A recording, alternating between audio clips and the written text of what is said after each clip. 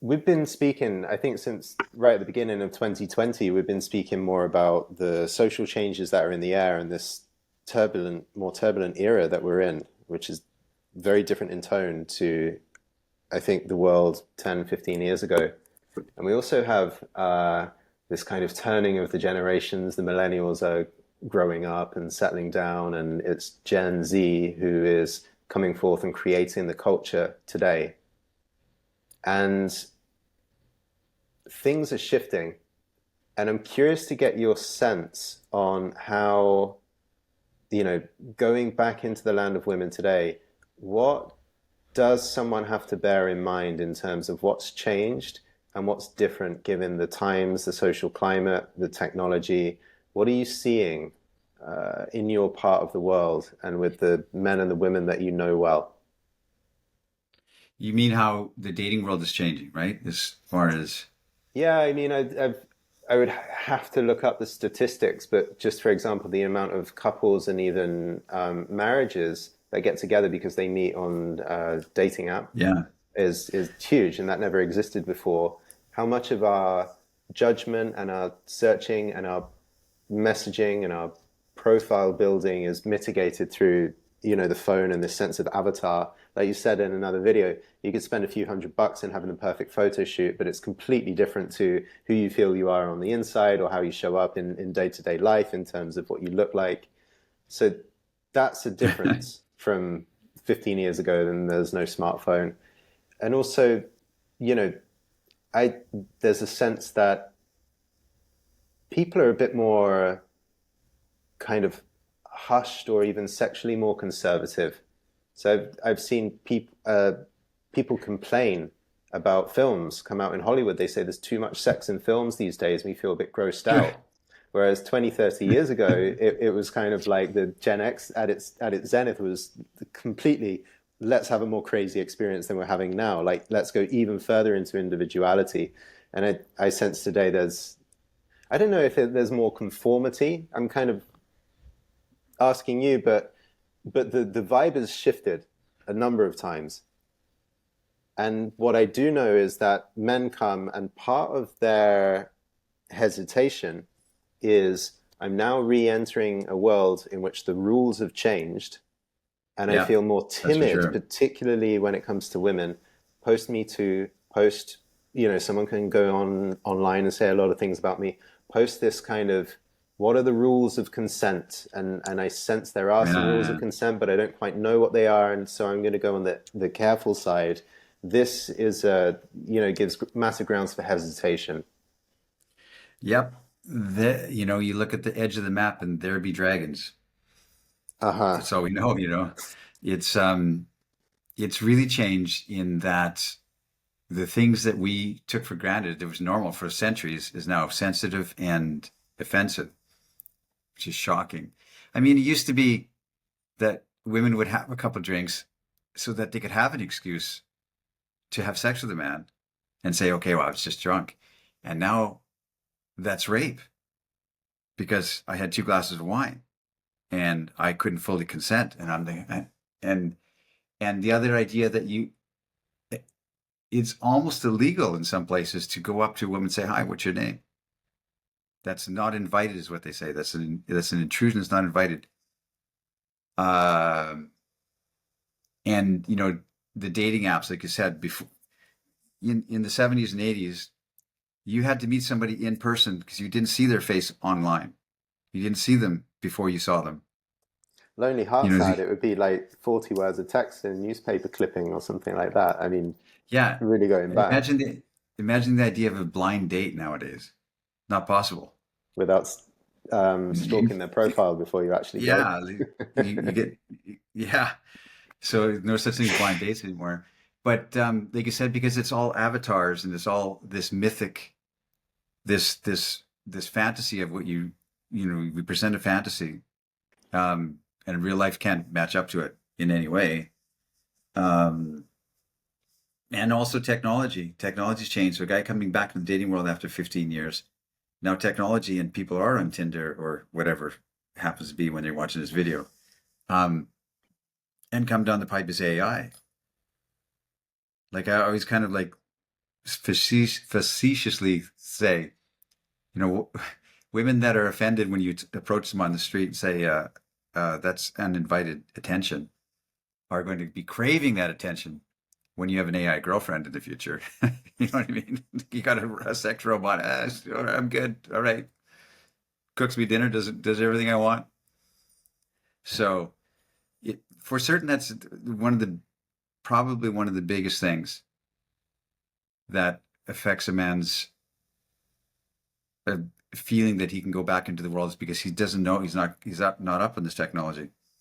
Hmm. And and the way the dating world has now advanced from online first and then real life. Nobody had that in history.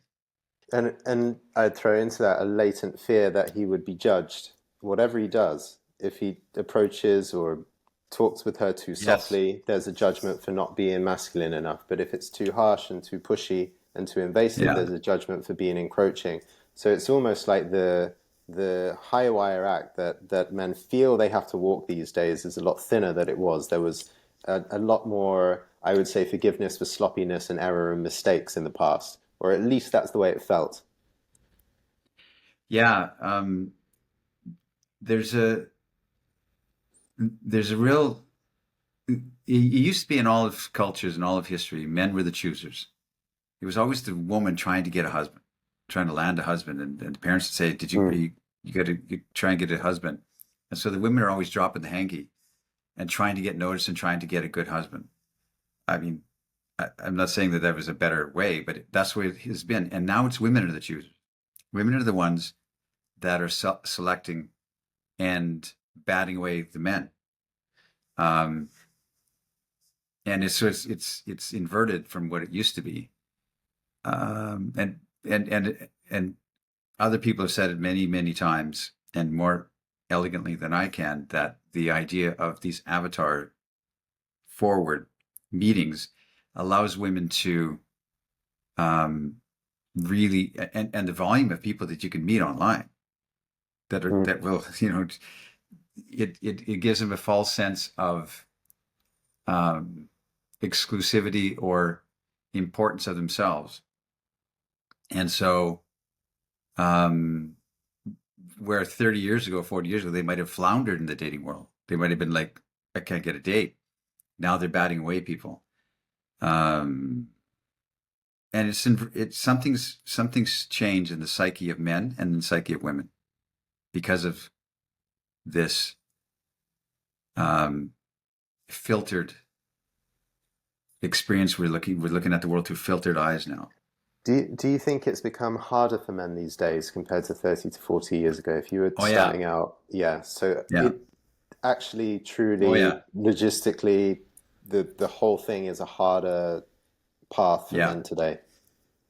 But still, the skill set to understand is the expressing yourself in real life. Um, the analog way of meeting or saying hello to a girl in the park, walking her dog.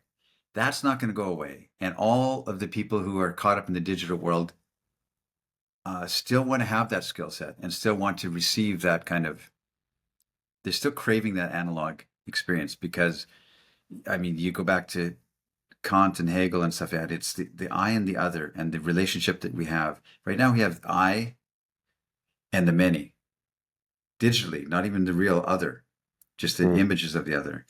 And the I and the other of the communion and the those analog skills are going to be a premium. All the dating coaches were there 20 years ago. The world was full of dating coaches, and now you don't have that so much because there's online coaches like how to text and this kind of stuff.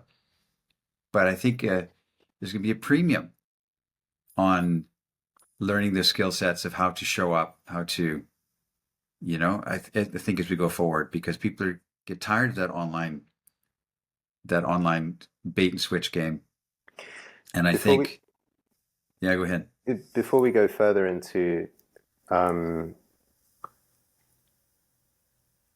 developing your way of showing up in today's analog world, which is the direction I want to take us on in this video.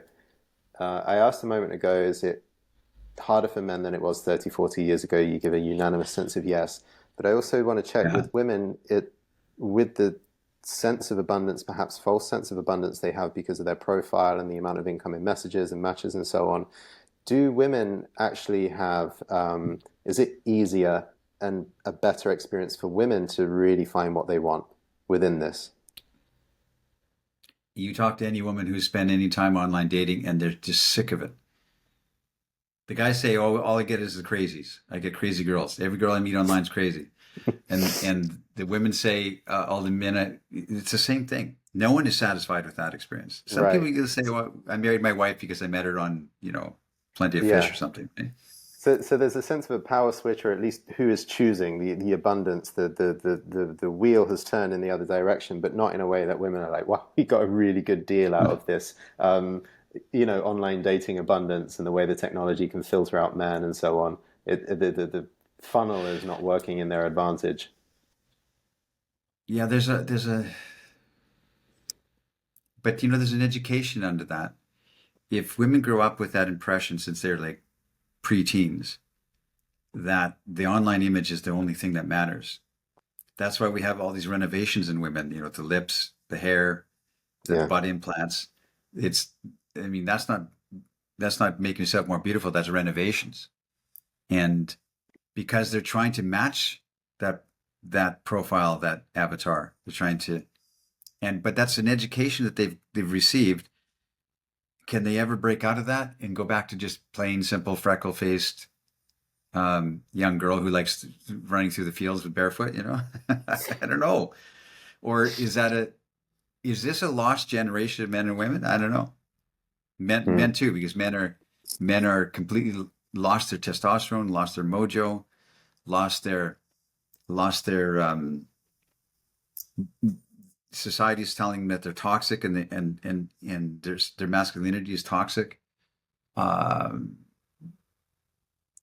the good news is that the young people that are coming up that I've been talking to, the teenagers now, are saying, we're rejecting that. Like the idea of I was talking to this young girl, she's 13. She said the idea of tattoos and lip injections and dark makeup is anathema to us, Hmm. early teens. They're going against it. They're going back to simplicity. They're rejecting that whole thing. So that's the good news. But There's I don't always know. the counterbalance. So I want to ask you about value, self-worth, feeling that you have a real value to bring. And this goes all the way back to the first video we talked about mojo, right? And having a real sense of what you're worth in the Yeah. world as you put yourself forward. Uh, so many conflate their follower counts with their social standing. It's like the new wealth or the new class Yeah. structure in a lot of people's psyches. And you're saying, Or well, they're afraid of it actually, and they don't go near it. They don't go near right, it and they they don't have want to no live online profile. and opt out Yeah. of that game. Yeah. So, how does one, you're talking a bit about the analog experience that people still crave and that could swing back. How does one think, well, you know what? This is where I find my sense of value. I'm going to put myself out there. And in this old way, yeah, what am I asking? It's kind of clearing out the clutter of the sped up anxious perceptions that we see when we're texting or online or assessing who somebody is through this online world, and we're looking for an organic experience again, and so going out and owning that without the hesitation, without the fretting of Hmm. what could happen to me and what's this person going to think. How do we come back actually to this more, dare I say, pure old time, let's escape this torturous technological paradigm that we're living in, and have something together which is more poetic. Yeah. Well, I mean, you said a whole bunch of things there, Jordan. How does someone? I was struggling with a question. I hope something landed at the end. Yeah. Yeah. No, how to have a more, yeah. oh, go ahead. I was just saying, Clarify this like for me. the the question that I'm looking to ask, actually, I just found it at the depth of all of that. The question that I'm looking to ask is, I think there's something in the men that listen to us and the kind of beauty that they're looking for, that they really yearn for in women, is of a poetic quality, and it's not a technological quality, and it's not a, where you rank in the social standing status game quality. There's a poetry, like you said before, of the interpersonal space. You're actually I, Uh, thou, relating in the now, in a way that is, full of a sense of wonder, and that this is miraculous and beautiful yeah, in some extraordinary way. So this is what men are looking for, that right? They're looking for encounters that are poetic, and it's not, when we get an Uber driver to deliver the food. The Uber driver has a name, but we just call him the Uber. Did the Uber come? Did your Uber come? Is your food been delivered? The personal humanity of the driver is taken out of the equation. He is your Uber. He is an app. He's an extension of this faceless app. And the same thing with dating. Men are saying, my Tinder date tonight. What's her name? I'd have to check. All I know is that she's a Tinder date. So in a way, our encounters are mitigated by all this technology and feel unpoetic. This is where I'm exploring yeah, here. yeah. And the word you said is 100% covers the entire thing you just said, which is poetic. Poetry. We've lost the poesy, the poetics of life, and the poetics of interaction, the poetics of our conversation, and that's what we're starving for. It's stripped out. Even modern poetry, nobody reads poetry nowadays, and modern poetry is stripped out any kind of rhythm or cadence or rhyme because it's deconstruction. I mean, this is back to this modern age of deconstructing beauty and tossing beauty out, and it's all part and parcel of the same symptom that the overall overriding thing for relationships is that we've deconstructed it and broken it down to its parts. The idea of eroticism, for instance, uh, is the poetry is taken out of eroticism when it just becomes porn because it's just body parts and they're interchangeable. It's Hmm. just we deconstructed the sense of intimacy to just body parts that are basically interchangeable. So we've stripped out all the poetry from all of our experiences of life, modern life, dating for certain, intimacy. There's no mystique in it anymore. It's it's just kitsch. The art is gone, and it's now kitsch. It's just anybody can be an artist. Anybody can be a porn star. Hmm. Anybody can be a musician now. We've stripped out any kind of the contemplative poetics of life. And that's what we're all starving for. And that's what the online dating does. It strips away, it's become superficial and deconstructed to its parts. And we've lost something that the transcendence of the whole, of the holistic experience. Yeah. So we could have a lot of men nodding their heads at these statements and really agreeing with the philosophical view that you're shining down on this. And then the question becomes, am I alone in this world that has become so technologized, and I have this aching for a poetic experience, Yeah. an intimate, romantic, poetic experience. And yet, when I look around, all I see is a technological version. I go into the coffee shop because dating coach told me to go into the coffee shop. You mentioned Starbucks earlier today. All the women are on laptops, and they have these, even the big Apple ones, and soon is coming the headset. Um, where do I go, and how do I show up to this kind of poetry? Is it available everywhere, and I'm not seeing it, or is it actually only very rare? And Well, I therefore think it must be is. called out and celebrated when I do see it. Well, Is it this is, go ahead. Go is ahead. it I'm me, or trying is it the to, world? Right? Where does the the fog on the glasses, the inability to see or experience this lie? yeah. I mean, our manifesto of what we're doing with ours Amorata and the purpose, our reason for being, our the raison d'être is the idea that we've lost this poetics in life. We turned our face away from beauty. That's why we all feel this deficit. That's why we're all feeling the angsty. That's why we're nervous energy, self-medication, therapy like crazy. Young men have lost hope in the West. They're, suiciding themselves and shooting up schools because there's no hope. And the idea of Ars Amorata is the restoration of the poetics of life. And I'm not against technology. I like the future and I like technology and I think it's cool. And I think it's going to be a boon to us if we look at it that way, as opposed to a destructive thing that's coming down the pipe. Mm. And knowing that technology is not going to leave us, how do we restore the sense of poetics? How do we restore the sense of beauty in our lives? Knowing that technology is going to be around us. Some people say, well, I'm going to return to the forest and go live off the grid. Yeah. And maybe that's not me. I don't have that feeling that I need to go off the grid to surround myself with a beautiful experience. I'm living in the center of my city right now, dead center, and I spill out and there's people everywhere. And I still feel like I'm in the metaphorical forest, my cabin in the woods, because it's the desire to create a poetic experience in the moment where you are, and looking at things through the eyes of beauty, like seeking beauty.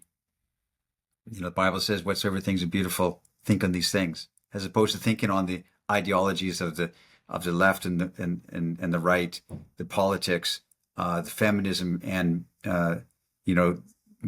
men casting out women, and this battle. Instead of thinking of any of these things, the social politics and the social constructs and pornography and all this kind of stuff, instead of considering those things, consider what is poetic in your life and what do you want that to look like for yourself. Mm. So it's a reclamation. And so when the man comes to us and says, well, I feel this deficit and I lost my mojo and I don't know how to go out into the dating world anymore because it's all changed, it's technology, avatars, fake profiles and stuff like that. Yeah, we're on your side. We get it. And we're having a different conversation to restore something. And there's volumes of women and volumes of men that are craving that restoration of something poetic in their life and the quest for meaning, and they just don't know where to turn. That's our job. We're crusaders for that. Going back to the overall theme of this training, which is return to the land of women, how do you see women poetically? How do I see them, or how can a man see Yeah. them? Yeah, how do you, to break that down, which is therefore it answers the other Yeah. question, right? Well, I really like women a lot. And as we talked about in another video, I think there's not a lot of men that do. And you realize that. And I cannot hang out with a man who doesn't like women. And I'm not talking misogynist. I'm talking about men who just indifferent to women. How's that possible? Yeah. To me, women are poetic and poetry, and they don't know it. They're not any more, but the idea of the feminine, to me, I mean, this is me, you know, I've, I'm maybe I'm maybe I have this illusion my whole life, but I just adore the idea of women, not specific women, because some women can be really mean and really shallow and really superficial and really angry. Hmm. And I want nothing to do with women like that. I'm not going to try and course correct them. Oh, they're this, you know, look for the Misunderstood. no Yeah. At the entitled. core of No, it. entitled women. I'm not interested at all. But the idea of women and that spark of femininity that great women want to manifest and want to show, but they're scared to show it because the superficial world and men are being superficial. Um, to me, women are poetry. If there was no women, oh my goodness, I don't know. I can't even do that thought experiment. Mm. Um, I just like I, I'm I, I'm I I just really like women a lot, and I like that they're in the world, and it makes me feel like I don't have to go out into the street and look at women. I can sit in my rocking chair here.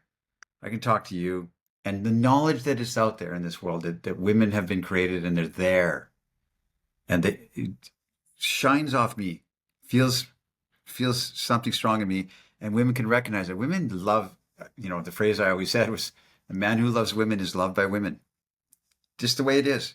If you don't love women, if you don't like women, if you don't like the idea of women, you're going to have a battle, and you're going to have to convince them to have sex with you. You're going to have to convince them of anything. But if you like women, women are going to like you, and they're going to give themselves of you. Is this the way it works? Hmm. So at some point you started writing about women.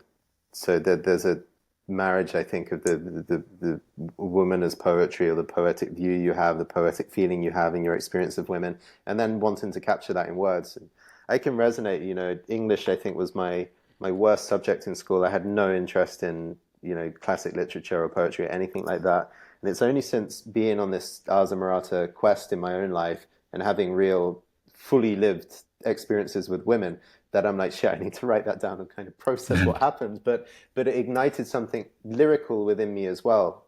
And it's like with cinema, I don't think I would love movies if I hadn't seen an incredible actress's face on this giant screen, and you see it all close up, and it's like just to behold how she looks, right, in cinema. And that's what put me into any love at all of the arts. Is first of all, there were women in it, and the things that one feels when you're intimate, and Yes. I mean, it's fully living a Yeah. life. It's not always easy to be up close and very, with a lot of energy with a woman, but it inspired art for me. Um, yeah, go ahead. I was just I laugh sometimes because I've dedicated my life to just really my adoration for women. I just really like the idea of women a lot. I love women. And I've had men criticize me and say, well, that's there's other things in life that are more important. And I just can't, I just smile, man. I can't hang out with that guy. What am I going to say to you? I just can't Right. hang out with him. I'm not interested.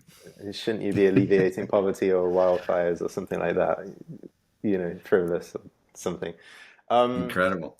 I want to wrap this up because at some point in this kind of messy episode, I wanted to talk about value, right? How does a man find his value, which is linked to his mojo? Like, what do I have to represent? I don't have the car or the muscles or the big online following or this and that opportunity, but I want to get back out into the world of women. And my sense is, bringing it all together, this poetic view or a desire for a poetic experience and the ability to say, this is really, I contemplated myself and my life, and this is how I want it to be with women. This is the kind of relationship I want. I want there to have this grace and this beauty and this poetry. You gave a phrase, which is one of your famous ones, beauty needs a witness. And that was the one thing you said, which I didn't understand for quite a while. Like, your authentic self is your most attractive, so super easy to understand. But beauty needs a witness. So that didn't quite strike me. But going further, it now seems to me that if you know how to witness, if you're moved by beauty, but you can also call out beauty and have a sense of poetry in your gaze and in your interactions and in your treatment and your relationship with the world, if you can have a sense of beauty, it comes from being able to witness. And it just been interesting over the years working with men, especially when they hit 60, for example, and they're like, God, actually the women that I really like are 20, 30, 40 years younger than me.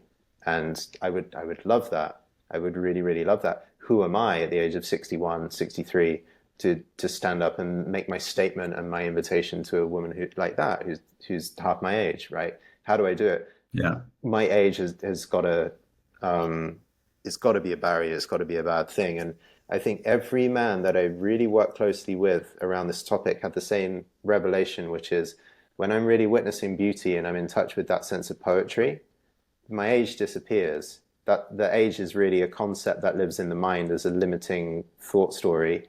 And if I really feel the poetry and the wonder and the grace and the enjoyment of women, all of that sense of self-concern have disappeared. And in that moment, my value is really infinite. I watch and I Yeah. notice and I look. Therefore, I am value. Like I am value, valuable man, fully masculine, fully there. That's kind of it, actually, which is a strange concept because it's not, you can't measure that in your Mm. material life, right? It's just a spiritual thing, poetic thing. I'm here beholding beauty. I love this. This is how Yeah. I want to live Yeah. and move forward. Celebration, joy. Let's celebrate and give joy and thanks to this, and that's it. And Mm. for me, it strikes me that this is the supreme value in a man, regardless of his age or his capacity or his status in the world. And if he can come to feel this and feel the sheer need of it, so many of his uh, kind of problems with his own mind are solved. 100% well said. I can't add anything to that. It's a great summation of what we've been talking about. And, well, it's just good.